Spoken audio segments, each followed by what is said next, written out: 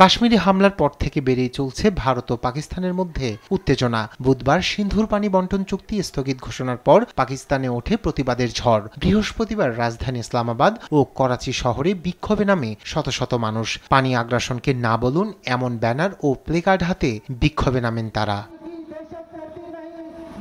এই বিক্ষোভের আয়োজন করে রাজনৈতিক দল মার্কাজি পাকিস্তান মুসলিম লীগ।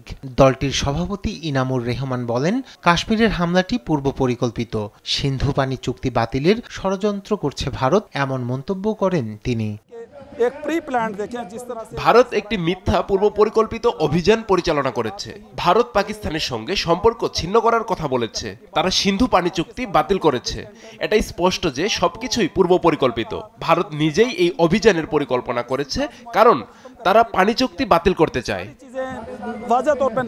এদিকে লাইন অফ কন্ট্রোলের সীমান্তবর্তী শহর পাকিস্তান শাসিত কাশ্মীরের চকটিতে দেখা দিয়েছে উদ্বেগ। স্থানীয়রা হামলার নিন্দা জানিয়ে ভারতকে সংযত হওয়ার আহ্বান জানান। সেই সঙ্গে সকল প্রকার সামরিক পদক্ষেপ প্রত্যাখ্যান করেন তারা। ফাউন্ডেশন স্কুল চকটির প্রিন্সিপাল শারকুল ইসলাম ভারতের অভিযোগকে রাজনৈতিক নাটক বলে আখ্যা দেন। সেই সঙ্গে পাকিস্তানের সামরিক সক্ষমতার কথা মনে করিয়ে দেন তিনি। এছাড়াও ভারতের নিরাপত্তার ব্যবস্থা নিয়ে প্রশ্ন তোলেন স্থানীয়রা।